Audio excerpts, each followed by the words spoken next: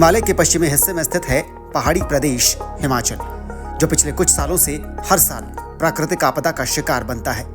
लेकिन सवाल है कि आखिर क्यों? वैज्ञानिक मानते हैं कि हिमाचल प्रदेश का औसत तापमान पिछली एक सदी में करीब 1.5 डिग्री सेल्सियस तक बढ़ गया है।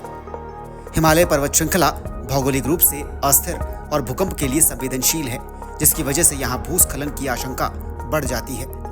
हिमाचल के 5 जिले चंबा, हमीरपुर, कांगड़ा, कुल्लू और मंडी भूकंप के लिहाज से अति संवेदनशील जोन यानी जोन 4 और जोन 5 में आते हैं।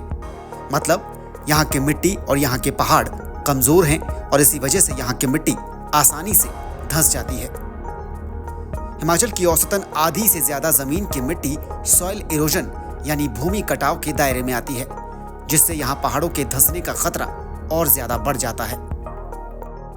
पिछले कुछ सालों से हिमाचल प्रदेश में मानसून का जो पैटर्न बदला है, उसकी वजह से भारी नुकसान हर साल होता है। साल 2021 में हिमाचल प्रदेश में बाढ़ और बारिश की वजह से मानसून के वक्त करीब 450 से ज़्यादा लोगों की मौत हुई थी और 1000 करोड़ से भी ज़्यादा का नुकसान हुआ था। उसके बाद साल 2022, 2023, 2024 में जो तबाही प्रदेश में हुई वो तो दुनिया ने देखी। मंडी और कुल्लू में जो तबाही उस मानसून के दौरान उन सालों में हुई थी, उसके ज़ख्म आज तक भर नहीं पाए हैं। हिमाचल प्रदेश में इस तबाही के लिए वैज्ञानिक कई तर्क देते हैं, लेकिन ज्यादातर तर्कों में एक समानता नजर आती है। ज्यादातर पर्यावरण विशेषज्ञ और मौसम वैज्ञानिक ये मानते हैं कि हिमाचल में सभी विकास परियोजनाओं के क्रियान्वयन से पहले सटीक पर्यावरणीय जांच होनी चाहिए। रिफॉरेस्टेशन यानी वन रोपण को बढ़ावा और वनों के कटान पर सख्त तरीके से रोक लगनी चाहिए।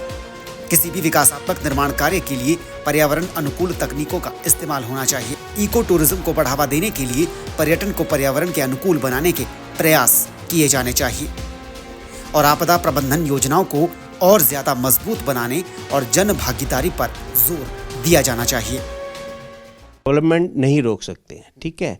Developing India is in developing stage, ठीक है। तो हम डेवलपमेंट को नहीं रोक सकते हैं। तो हमारे को जब भी हम कोई भी डेवलपमेंट एक्टिविटी की तरफ जाएं तो आपको वहाँ पे इन्वेस्टिगेशंस करने की ज़रूरत है। जैसे अगर आप कोई अपना घर बना रहे हैं या कोई इंडस्ट्री इस्टेब्लिश कर रहे हैं या कोई होटल लगा रहे हैं वहाँ पे, तो आपको वहाँ की प्रॉपर इन्वेस्टिगेशंस करवाने की ज़रूरत है कि आपका वहाँ पे जियोलॉजी कैसी है, वहाँ पे कोई और मेजर टेक्टोनिक लाइंस तो नहीं है जो कि आने वाले टाइम में आपको आपके स्ट्रक्चर को खतरा कर सके।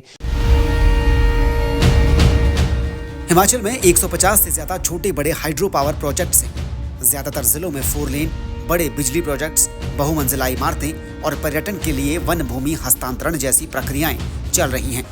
इसके अलावा ग्लेशियरों का तेजी से पिघलना और मानसून के पैटर्न में बदलाव आना प्राकृतिक आपदाओं के बड़े कारण है, जिस पर अगर वक्त रहते ध्यान नहीं दिया गया तो आने वाला समय हिमाचल के भौगोलिक परिदृश्य के लिहाज से ठीक नहीं है।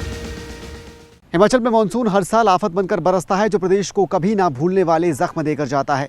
ऐसे में जानकारों का मानना है कि पर्यावरण संरक्षण की बातें अब सिर्फ कागजी कविताओं या रैलियों के नारों तक रखना ही काफ़ी नहीं है, बल्कि इसके लिए ज़मीनी स्तर पर उतरकर हटकर कुछ करना होगा।